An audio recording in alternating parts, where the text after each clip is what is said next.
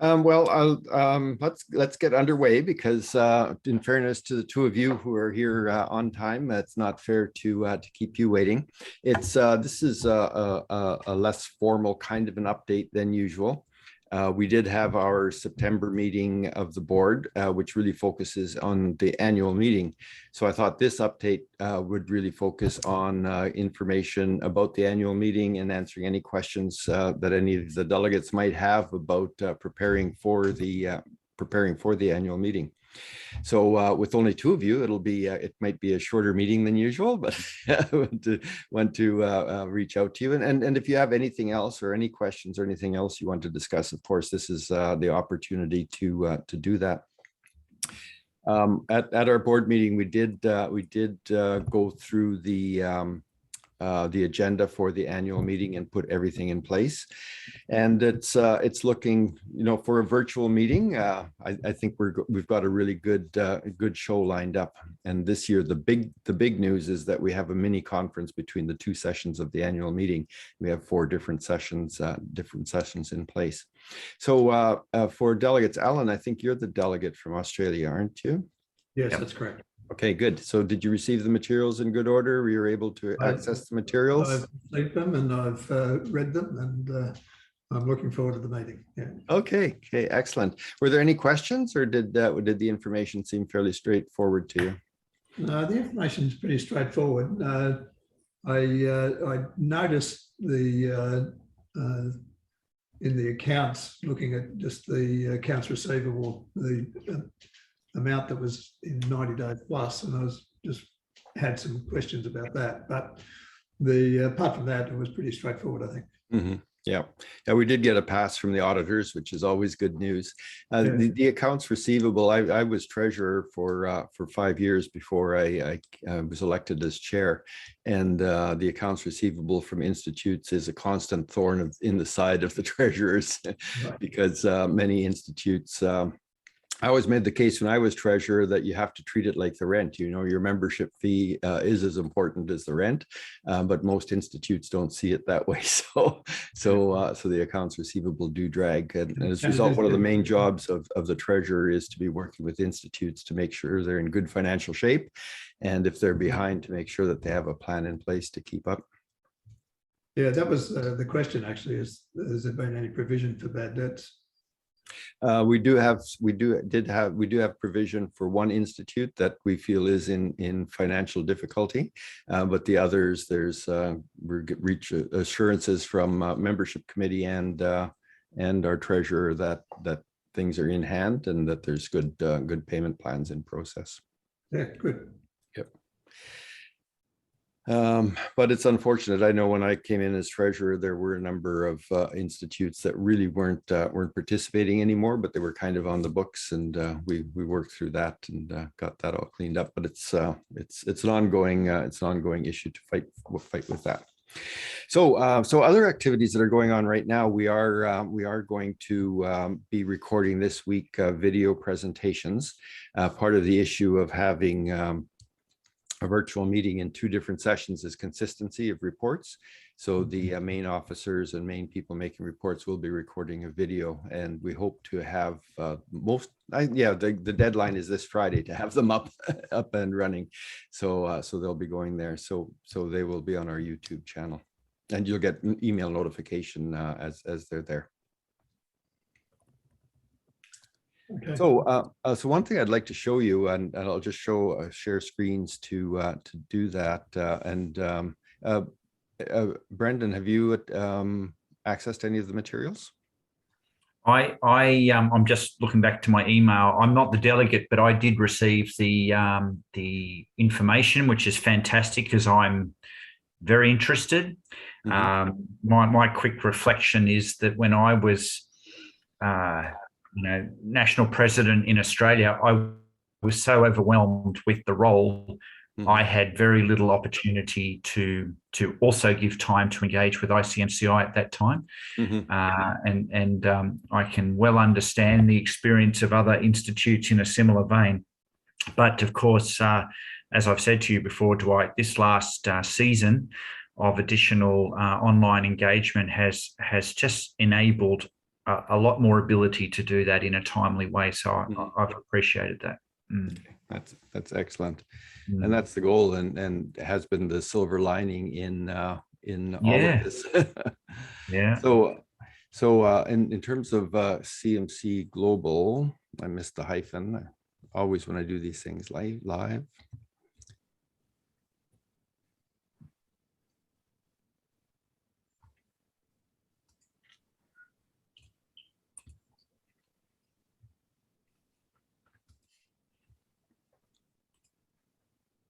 There we go.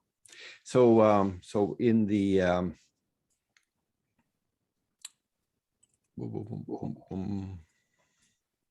in the member login, we do have the current resolutions and voting, and this is where it goes. So actually, the annual report is a great place to start. And as soon as that's approved at the annual meeting, it'll become public, and everybody will have access to it.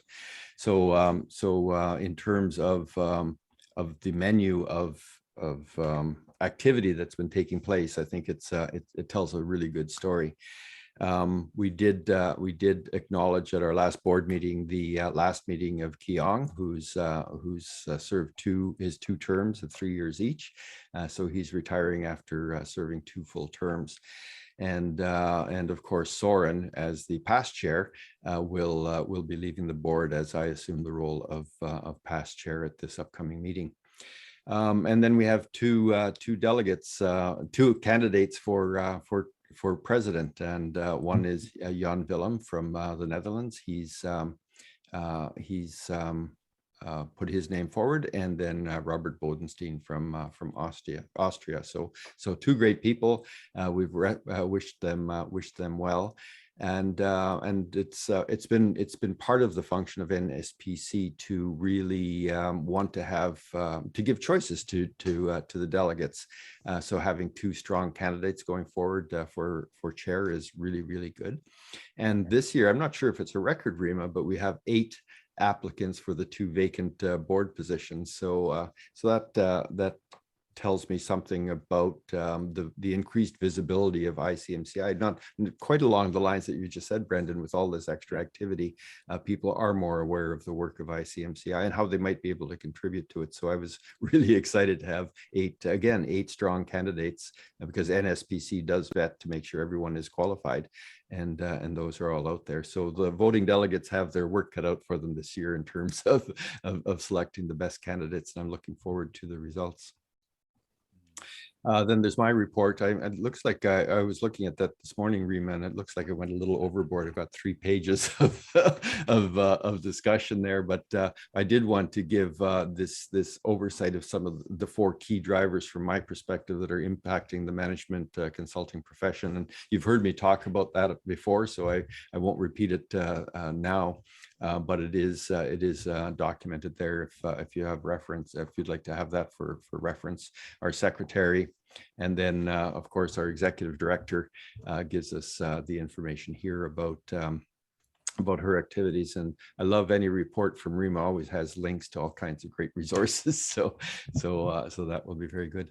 And then the strategy, and strategy is something that has been really at the heart of many of the discussions that we've had during my entire term as the chair, and even before that, is how do we really position ICMCI as a global leader, and how do we become this voice of the profession, given that in terms of all of the people around the world that practice management consulting, a small percentage are actually members. So it's exactly the same question that institutes have at the national level, as to how do we support institutes in doing that, and how do we find other ways of including those who may never be members of institutes, to somehow get them involved. How can we support that and get them affiliated in different ways?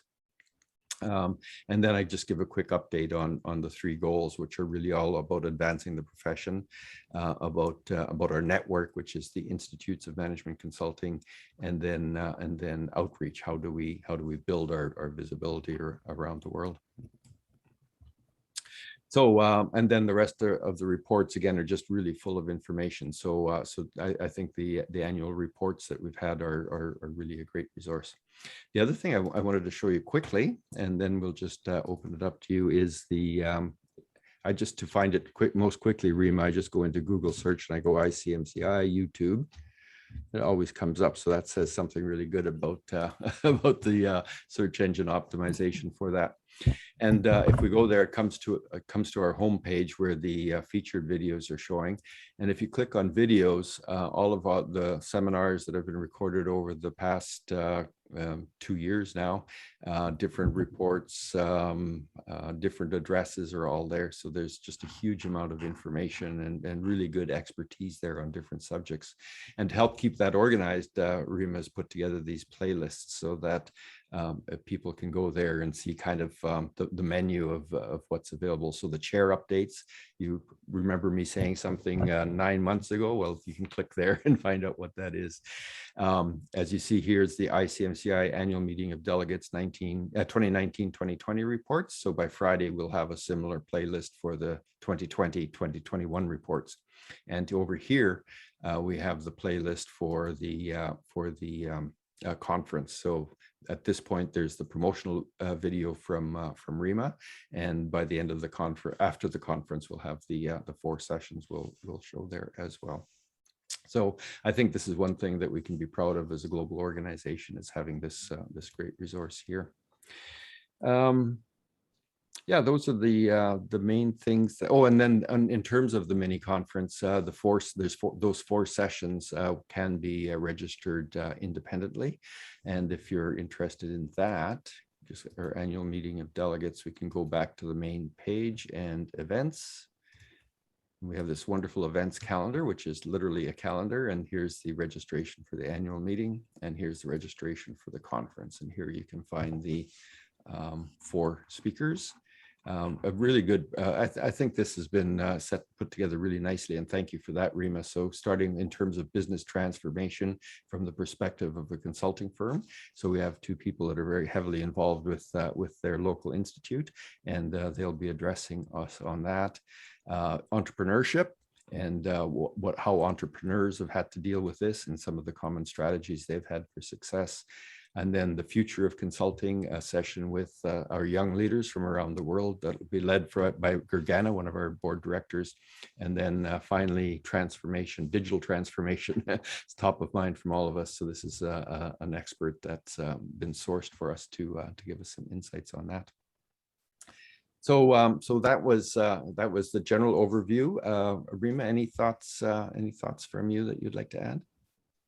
Just one thing, and I know the timing may be a bit difficult for you, but if you want to have a late night or a very early morning, join us for the Constantinos. That's on the 13th, and it's at 13 UTC.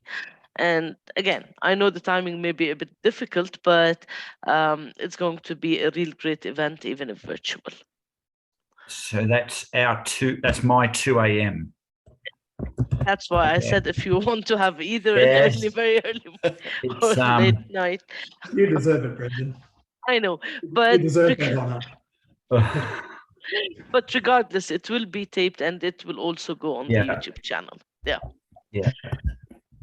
Look, really appreciate the challenge of the time zones, and it is just unfortunate that for all sorts of reasons, just where we happen to be in Australia makes it almost completely opposite to where you guys tend to have as your mainstay. What UTC are you actually in Amman? +3. +3. Okay. Yeah. But when we set the time, +11, Alan's +10. Yeah. But when we set the time for the Constantinos, actually, we waited until we knew who the winners are. Yeah. And then in order to make sure that they would be able to attend. I mean, if we had winners from the further east, we would have maybe had it at 2 o'clock in the morning, our time. So that's what we had to keep in mind. We needed to be sure that winners would be able to attend at a convenient time for them. So, yeah. Yeah. Well, this is the same. Well, because understand. Yeah, so we have decided, as I mentioned last month, to go to hybrid events in the future. So hopefully, fingers crossed, 2022, we will be getting together at an annual meeting somewhere in the world.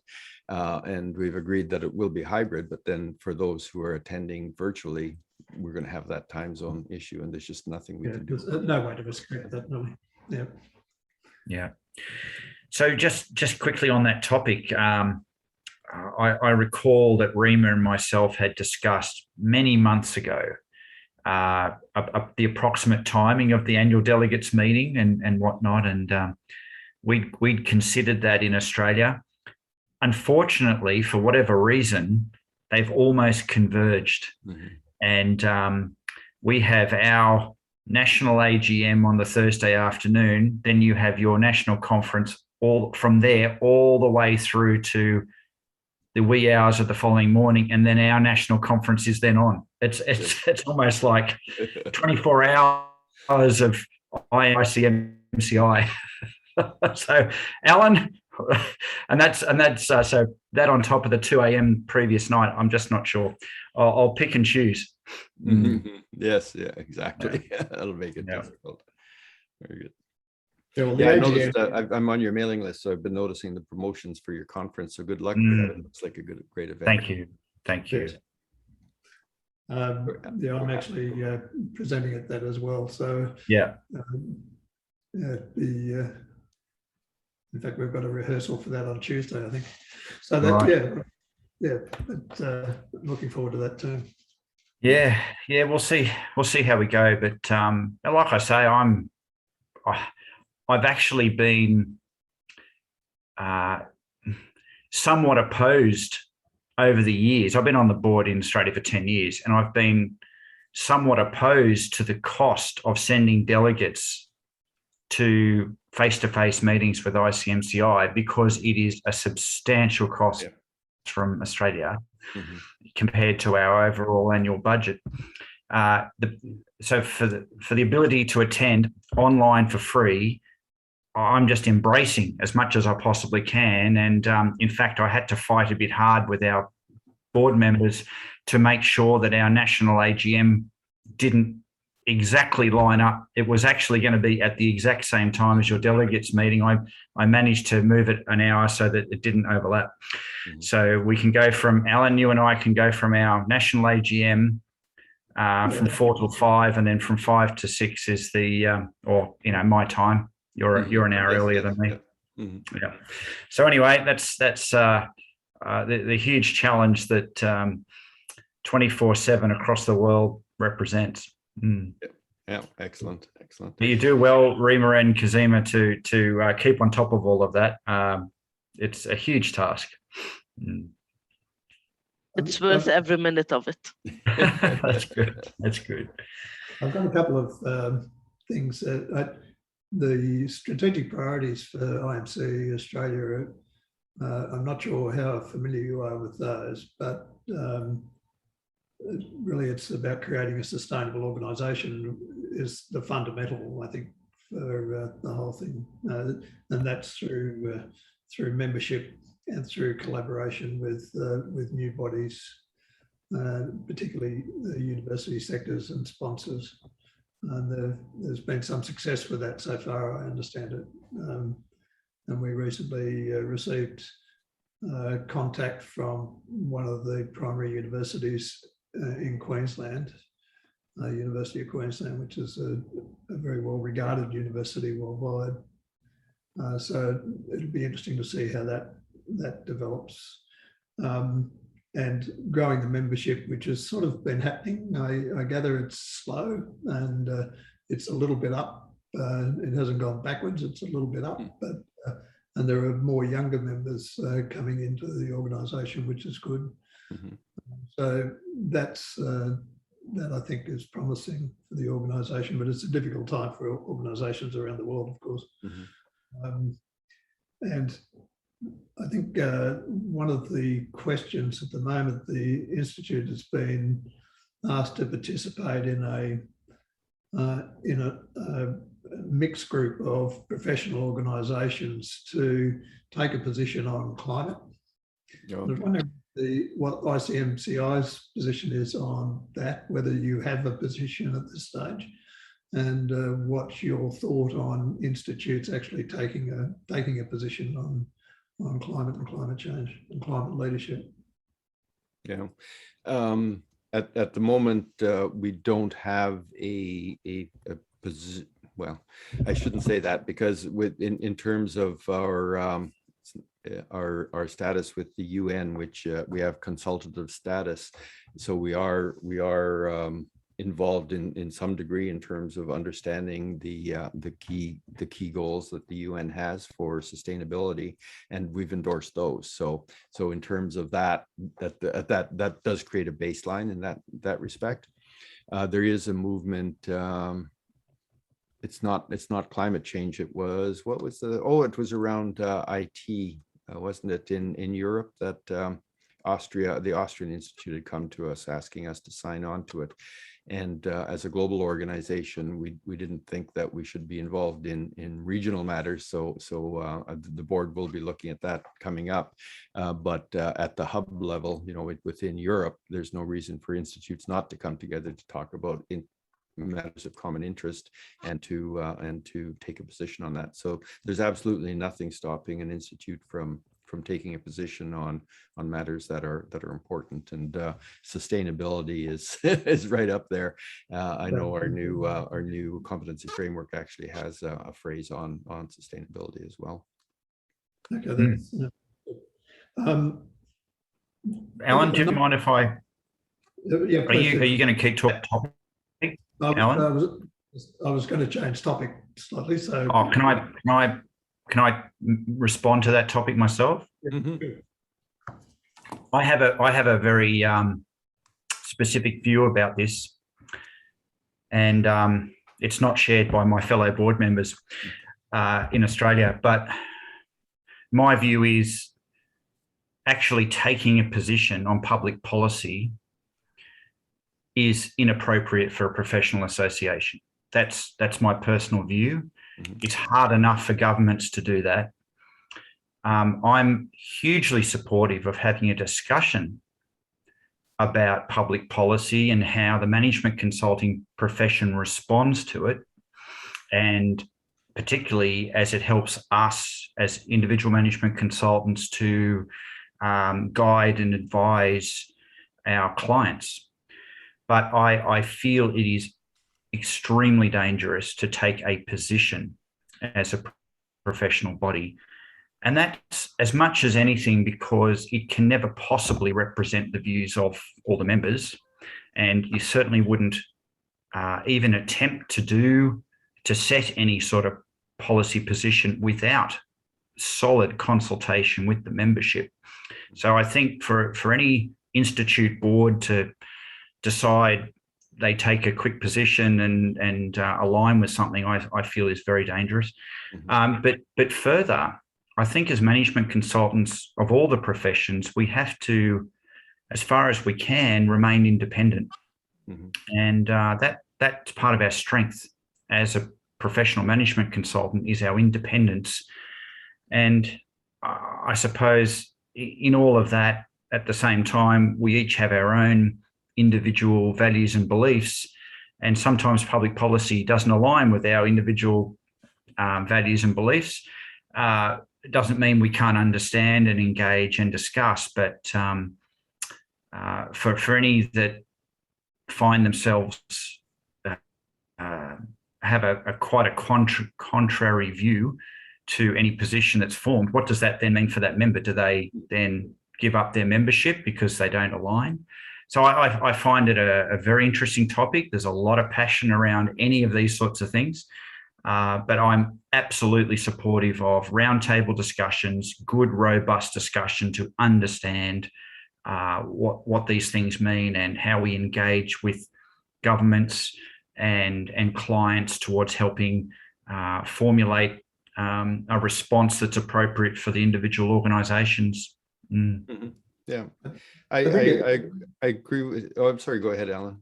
I was just going to say it's an interesting conundrum, really, because it's a balance between the philosophy of an organisation that prides itself on thought leadership versus the sort of position that Brendan is talking about, where this desire to remain neutral is and doing the two things at once sometimes is a bit of a conflict. Yeah, so it is an interesting position. All right. Well, I mean, that's, from my point of view, that's good. Well, on a similar, well, following on from that, I think one of the things we're about to do, and I sort of mentioned this in the video I made for the delegates, is we're about to undertake a survey of consultants in Australia and New Zealand. This is quite a big survey, so it's going to take us a little while to do, and it'll take us a little while to analyse. Well, me a little while to analyse. We're talking about a database of some 28,000 registered consulting businesses around Australia and New Zealand. So it's quite large. IBISWorld identified 66,000 roughly consultants in Australia, but that doesn't really align with the sort of with the data that I have on registered businesses. I haven't taken all of the areas in Australia. I've taken all of the major areas in Australia. So I haven't looked at each little country town, for example. I've looked at lots of all of the big centres around the country. So we'll have 28,000 on that database, plus some from New Zealand, which is yet to come. And that will perhaps provide us some additional insights into things like, climate and, the approach to climate change and how they see the challenges, for the coming year and coming years. And, I'm sure we'd be more than happy to share all of that with ICMCI when the detail is known. Anyway, I'll keep you informed with that as we progress. Okay. And what are you surveying on? What are the main topics that you're researching on? It's really looking at what they see as the major challenges for consulting, what they see as the changes in approaches to consulting, what they see as the major challenges for their clients and going forward, and maybe the trends for business generally, but also in particular for consultants and consulting clients. So that's the nuts and bolts of it. It's a bit more complex than that, but that's the nuts and bolts of it. Okay. Interesting, excellent. Alan. I'm really looking forward to that. Yes, I'm just making notes on it. So please do share that with us as the results are coming in, because that would be very interesting. The aim's to use some of that data to feed into a new text, a handbook for consultants in Australia and New Zealand, which we've started work on, and hopefully that will give us some good sound information and benchmarks to add to the text. Okay, excellent. That's all I have really on my little list of things to talk about today. Okay, wonderful. Great initiatives.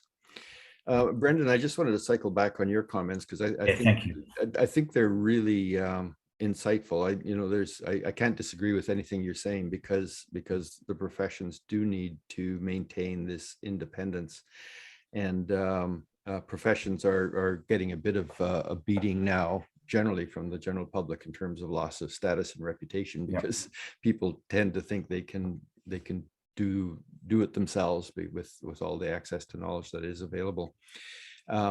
But I do think about public policy in different kinds of levels. So it is a continuum, and on one end of the continuum where things are being hotly debated, I think I would come down on your side to say that the profession shouldn't be getting involved in that, because that is something that is public policy that is unclear, and our membership is going to be as involved in that as citizens as anyone is. So let them be involved in their role in good citizenship in terms of helping to determine what public policy is.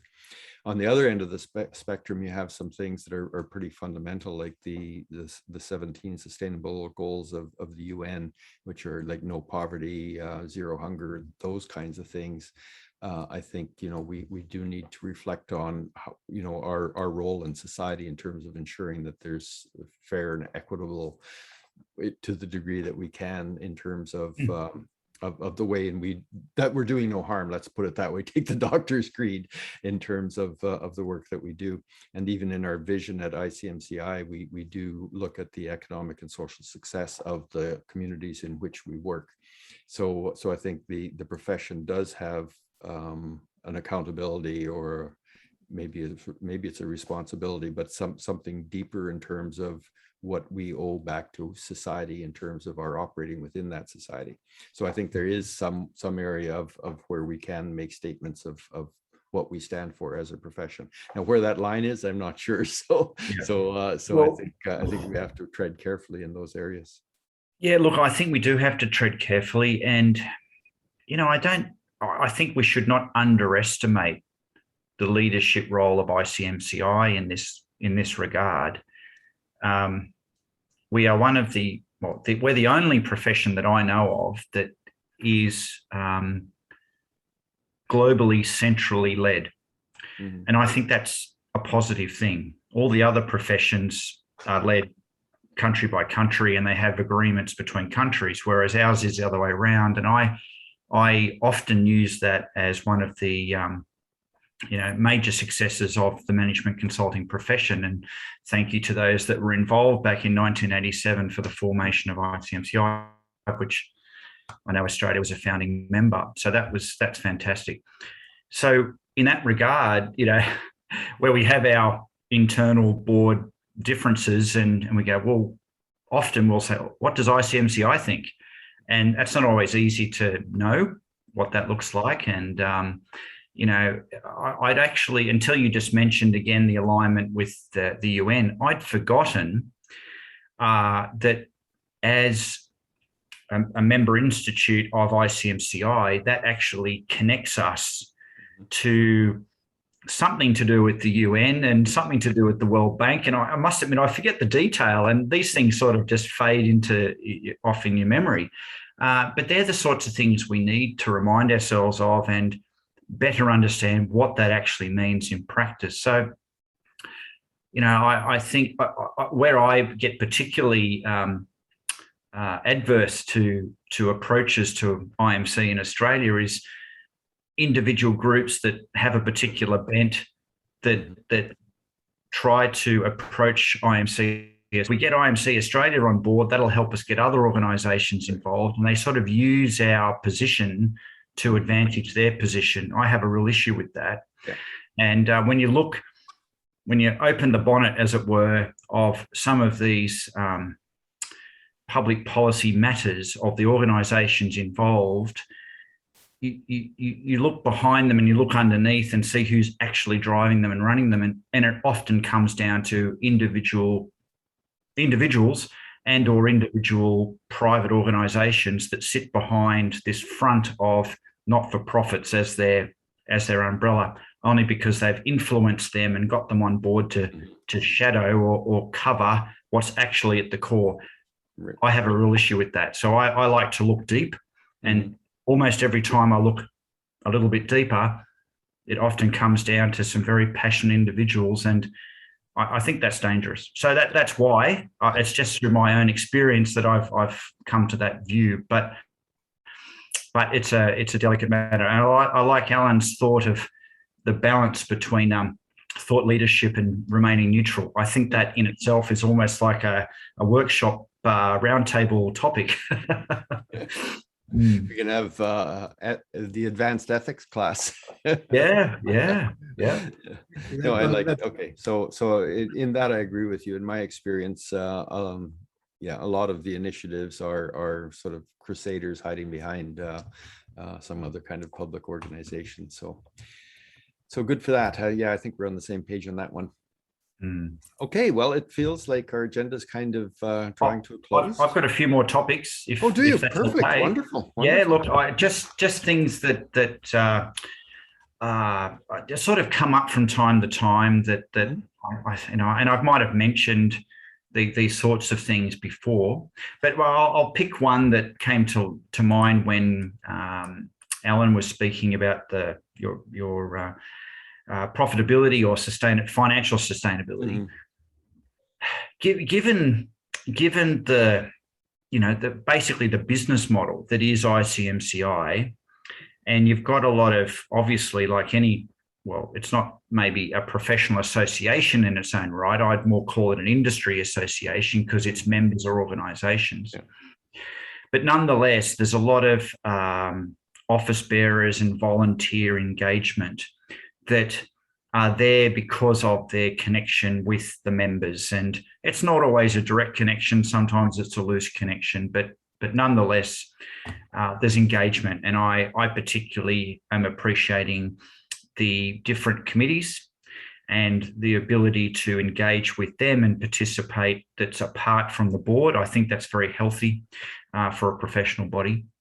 So then now with everything virtual, we've got access to everything, all those fantastic videos, all that video library, fully accessible. I, as an individual, have no need to log in and be known in the system of ICMCI. I feel that's probably got some pros and cons. I'd be interested in your reflection. But then, of course, there's the revenue side. How do you appropriately balance access and engagement and connectivity with financial sustainability in terms of diversifying your revenue stream? You know how to get to the heart of strategic questions, don't you? And that is the center of a discussion that we've been having in terms of how do we do that. And there's several dimensions to it. One is the creation of visibility of the profession for institutes, because we have a stage and we need to use that stage in the best way possible. So the seminars, the videos, all of those are tacked up on that side of visibility of the profession. And if we can reach a consultant in Tanzania or Tucson or somewhere in the world that hasn't been affiliated, and they see this webinar and they think, oh, I can become certified, or I can join this group and get better access, then that's job well done. Mm-hmm. On the other hand, we do develop and have access to a lot of advanced levels of knowledge which do have value. And I think the ISO 20700 checklist is the first really good example of that, where our involvement with ISO and developing that standard gave us the in-house expertise to develop the checklist training, which can then be marketed as a product in institutes, but which we can also create affiliations with other non-management consulting institutes. EBRD has signed on and gives us a percentage of revenue from any training they do. And we also trained on, I can't remember the name of the organization. It's a European-based I think they're engineers, or I can't remember, Rima. If, they're into the culinary. I'm gonna look up their name. I also forgot the name. So anyway, I forgot the initials. Just it's certainly a non-related profession, but the ISO standard was of great interest to them in terms of their delivery of services to their clients. So we've contracted with them as well, and for a royalty, they deliver the course. So one of the resolutions that we have coming up at the annual meeting it's really more of a statement of intent, is that the board does need to look at what other kinds of global avenues do we have for exploration with other kinds of organizations, where we can, number one, build visibility, but number two, create some additional revenue streams, whether through some different kind of membership or different kinds of more formal relationships to do that. So it's a moving target right now, but it's an ongoing discussion for sure. And look, my immediate reflection on that is, how do you do that, not just for the sake of ICMCI, but without cannibalizing the roles of the country institutes? You mentioned ISO 20700, which of course is dear to my heart because I'm one of the trainers in Australia. Yep. And of course, at the moment, because it's all virtual, all the institutes are competing with one another in a way.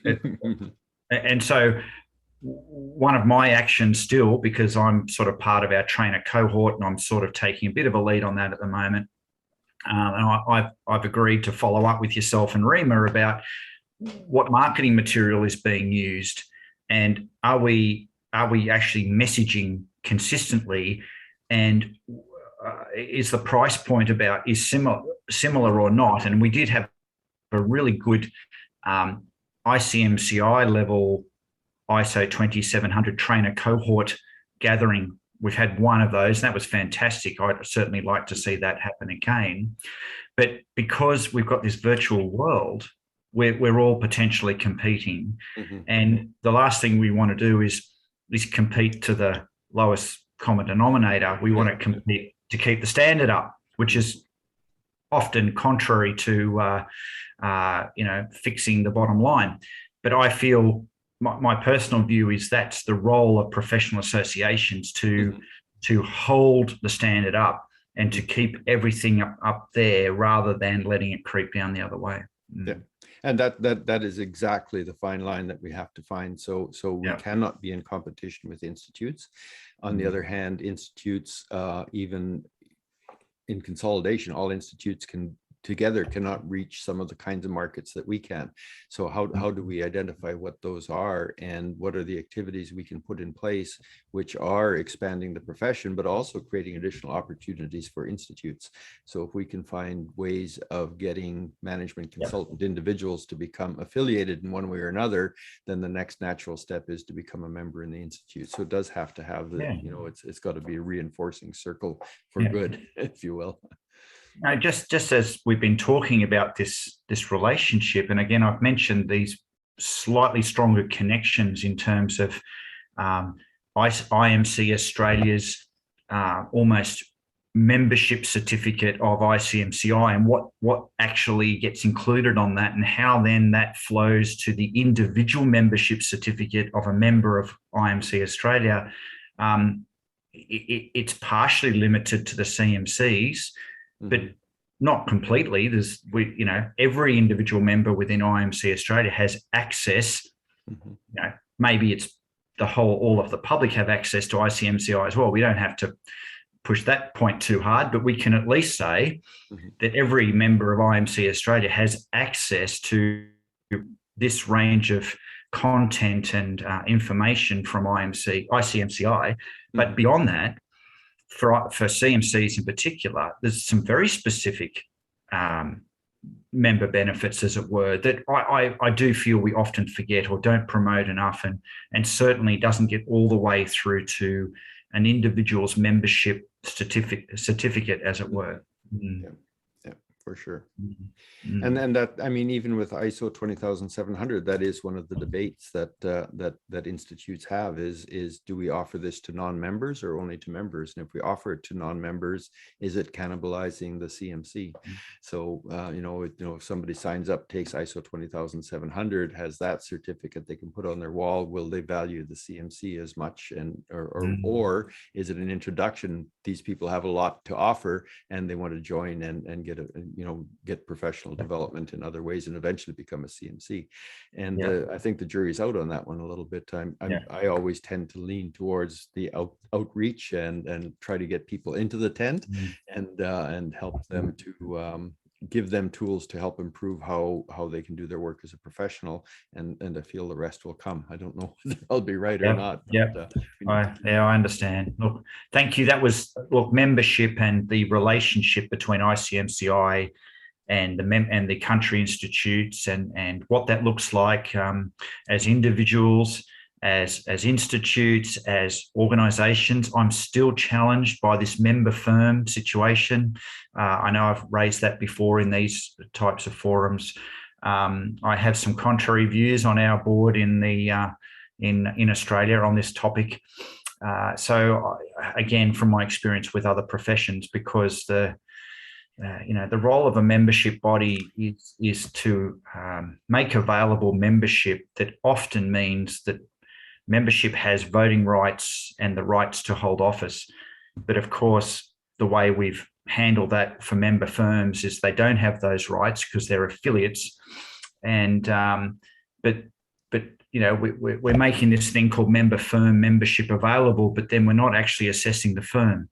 Mm-hmm. We're assessing whether they've got individuals that are eligible for individual professional membership. So is that actually organizational membership? Not really. And that's where I'm challenged. And my caveat is that I have not properly looked at the accredited consulting practice model that you have available, which Australia has not yet taken up. Mm-hmm. We're still early days in how we do that. But I think this whole issue of organisation versus individual is a huge challenge because, of course, as soon as we practice as a management consultant, whether we're one person or 100, we're practicing as an organisation. Mm-hmm. And in that way, it's a constant challenge for every professional. And but it's a discussion we have to keep having, and we need to understand that and communicate that consistently to the marketplace, because they're more confused than we are. So they ultimately, between ICMCI and the member institutes, we have to, I feel, really, wrangle with this messaging issue so that ultimately we can convey a consistent, clear messaging out to the marketplace. And I feel that in the form of brochures, PDF form brochures that are downloadable off websites, those sorts of things, I think we're going to need to do more consistently, and we're going to need leadership and engagement with ICMCI with that type of thing, I feel. Mm. Yeah. Okay. I can't. I think those are all very valid points, and the people we have working on the CMC Firm initiative we're really looking into the CMC Firm and its sort of where it fits in the ranking. I think the general feeling is that in just as CMCs need to collaborate and would appreciate the opportunity to collaborate cross-border and build projects and learn from each other, that there is some area for small to mid-sized firms to also to be able to collaborate so that they can compete against larger global management consulting firms to build projects. I'm not sure we found the formula yet. I know we haven't found the formula because people aren't pounding down the door to join. So it is work in progress. And REMA has now taken the initiative over the next several months, I guess probably well into 2022, to investigate that and to continue the marketing to see if we can find and enhance that formula. Fantastic. I think that's a really, really good dichotomy that you've explained there in terms of the individual versus the firm. Great. That's my challenging questions for today. Thank you, Dwight. But I would like to add one thing. What Brendan was also talking about the ACP, and the ACP versus the CMC Firm, they're a bit different.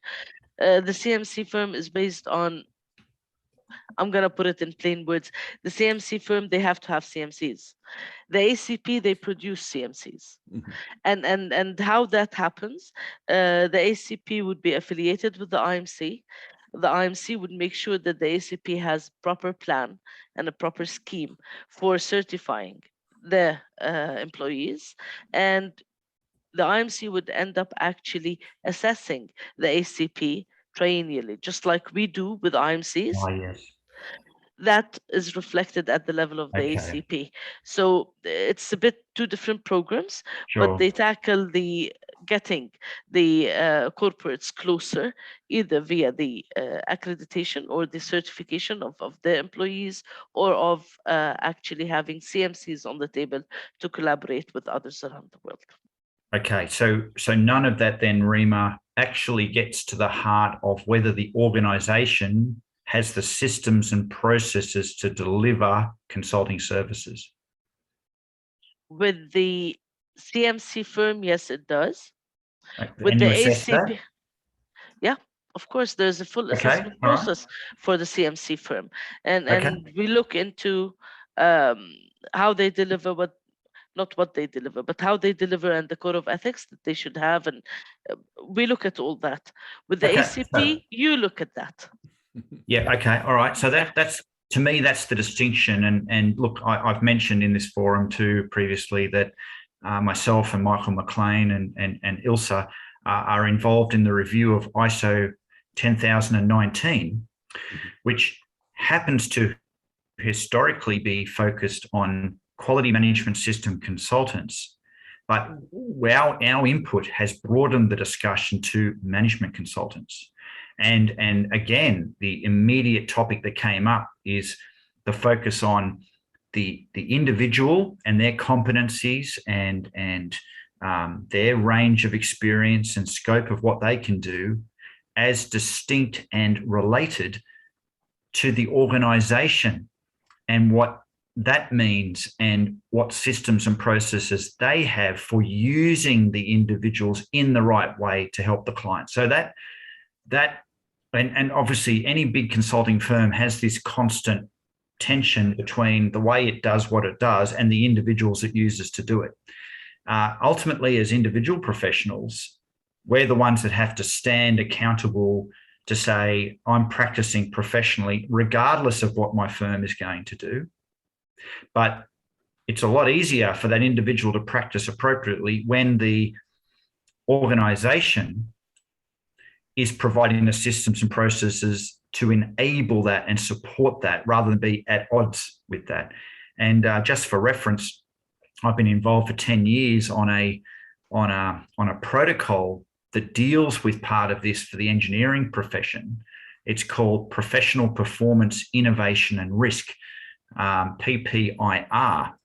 And it deals with how an individual professional engineer practices. And again, it's all related. And I'm one of the 2 trainers in Australia that delivers training on that topic. But I have delivered that training, or at least a short version of, to management consultants because it's absolutely relevant.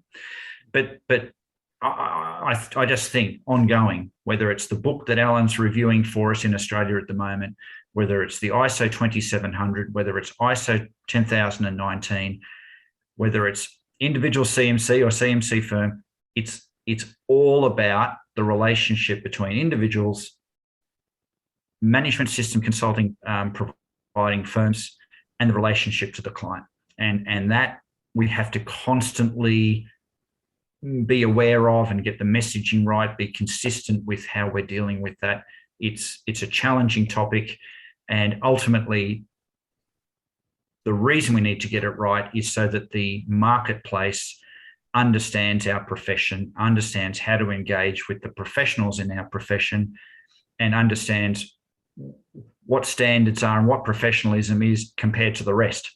Mm-hmm. So how do we stand separate? How do we make sure that we're identified as being part of the professional management consulting activity rather than anything else that someone wants to call it? Yeah. Yeah, I like that. Thank you. Well, this is a different kind of session. Anything else? I almost cut us short and would have missed a really good discussion. Alan, anything else that you want to add, or Brent? A very good question, really. It's based on my naivety, really. An ACP, can that be a university? It's a scheme. Yeah, it's no. In short answer, it can't be, because the ACP is really all about the consulting firm increasing the level of competency of its consultants, and us giving them the systems to do that. But we do have different levels of agreements with universities, and I know, for example, in Canada they have partner university agreements in terms of the institute providing management consulting course expertise to the university for providing those services. So, and other institutes I know have MOUs with universities around sharing expertise and ideas. Is there anything else university related, Rima? The academic fellows and Oh, the fact academic that- fellows, of yeah, course. Yeah. and Alan is one. Yeah. Yes. Yeah. I mean, the Exactly. reason I ask is because universities actually are full of consultants. Mhm. Academics spend a great deal of their time from time to time being consultants. Mhm. And Yep. the question I have is how can that be recognised and included in in really the pathway through to CMC and professional management consulting outside of the university sector. So anyway, that's a question for later, I guess. No, there's no barrier, Alan. There's no barrier. It's interesting, Alan, you referred to the fact that your best estimate is about 66,000 management consultants in Australia. That was Ibisworld's estimate. I have a very different view to that. It's not uncommon for me to have a different view. But based on our definition, that management consulting is consulting to management towards business improvement from someone who is degree qualified and is practicing as a management consultant, I would say that it'd be closer to 400,000 management consultants in Australia. They just don't know that they're management consultants. Okay, so I'm constantly trying to trigger in individual professionals that they've moved from technical consulting into management consulting. They've gone from technical engineering or technical finance, technical accounting. They're now in an area where they're helping their clients to improve their organizations. That's management consulting. Now, they might not be doing it full time, but it's a journey. And if you've used that definition, it's a much bigger group, but we just haven't gotten into the hearts and minds of those people. But again, in terms of the future of work, this is critically important because more and more that is the future of work. And that's why this is the sort of thing that we're feeding into the future of management consulting topic with Jajana, which is great and exciting. Yeah. Yep. No, it's no, you're exactly right. You're exactly right. And Alan, thank you for that, because that gives me a different perspective of a university as a locus of management consultants. That's absolutely correct. Although the university, I don't think sees that activity as part of the yeah. So it'd be very, very, very interesting to be able to use that mechanism, at least, to reach out to a whole other a bunch of people that are, as you say, Brendan, doing management consulting work. Yep. All right. Well, it must be your bedtime.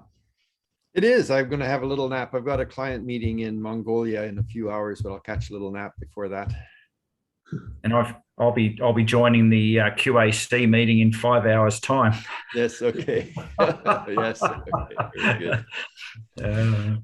Okay. Well, this has been a really, really great session. I'm never sure what these sessions are going to bring, and this one was kind of like an ICMCI Australia meeting. So it was great. That's right. Right. It's great. Thank you. I appreciate it. No, I got some really good insights today. I really appreciate your time. Thank you very much. That's really good. Thank you, Dwight, Rima, Kazima, and I'll see you again soon.